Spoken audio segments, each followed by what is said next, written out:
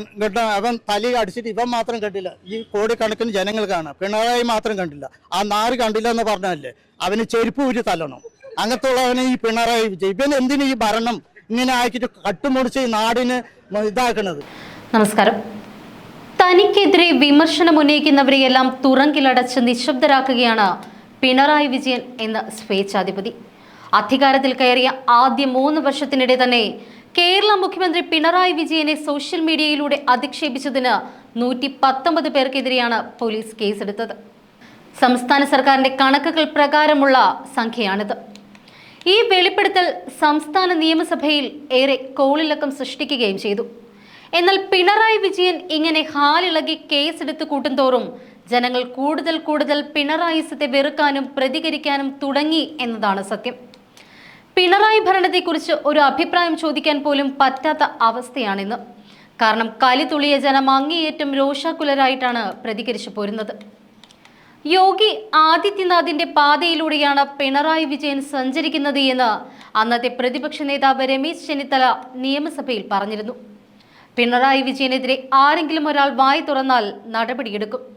പക്ഷേ എന്നെ ലക്ഷ്യമിട്ടുകൊണ്ട് എല്ലാ വിദ്വേഷവും കുപ്രചരണങ്ങളും നടത്തി പോലീസിൽ നേരിട്ട് പരാതി നൽകിയിട്ടും ഒന്നും ചെയ്യുന്നില്ല എന്നും കണക്കുകൾ പ്രകാരം 119 പേരിൽ 12 പേർ സർക്കാർ ജീവനക്കാരാണ് എന്നും രമേശ് ചെന്നിത്തല പറഞ്ഞു.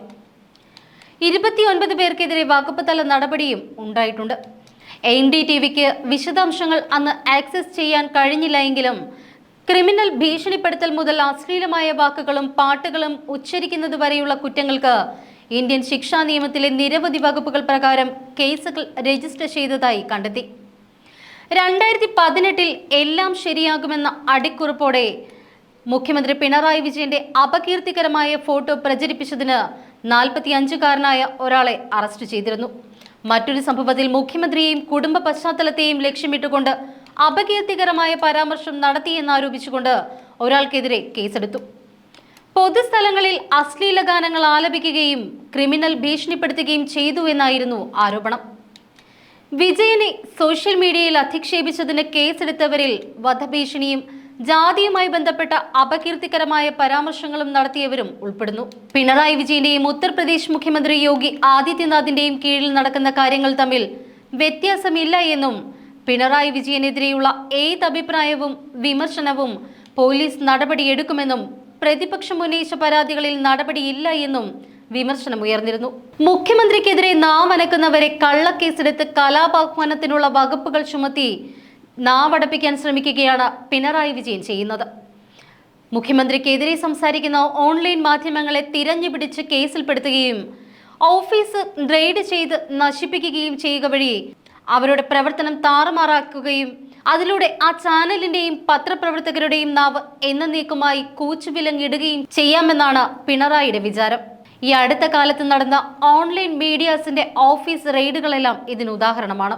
ക്രൈം ചാനലും മറുനാടൻ മലയാളിയും മുതൽ DNA news, true TV, i2i തുടങ്ങി പല ചാനലുകൾക്കെതിരെയും ഇത്തരത്തിൽ പിണറായി സർക്കാരിന്റെ കള്ളക്കേസുകൾ പൊങ്ങി വരുന്നുണ്ട്. റെയ്ഡിന്റെ പേരിൽ ഓഫീസുകളിൽ എത്തി അഴിഞ്ഞാടുകയാണ് കേരള പോലീസ് ഇവിടെയെല്ലാം ചെയ്തത്. ഇതിനെതിരെ പൊതുജനം തെരുവിൽ പ്രതികരിക്കുമെന്ന നിലയിലേക്കാണ് കാര്യങ്ങളുടെ പോക്ക്. കേട്ടോ, അവൻ തലി അടിച്ചിട്ട് ഇവൻ മാത്രം കണ്ടില്ല, ഈ കോടിക്കണക്കിന് ജനങ്ങൾ കാണാം. പിണറായി മാത്രം കണ്ടില്ല. ആ നാറ് കണ്ടില്ല എന്ന് പറഞ്ഞല്ലേ, അവന് ചെരുപ്പ് ഊരി തല്ലണം. അങ്ങനത്തുള്ളവനെ ഈ പിണറായി വിജയൻ. ഇവൻ എന്തിനു ഈ ഭരണം ഇങ്ങനെ ആക്കിയിട്ട് കട്ടുമുടിച്ച് ഈ നാടിന് ഇതാക്കണത്?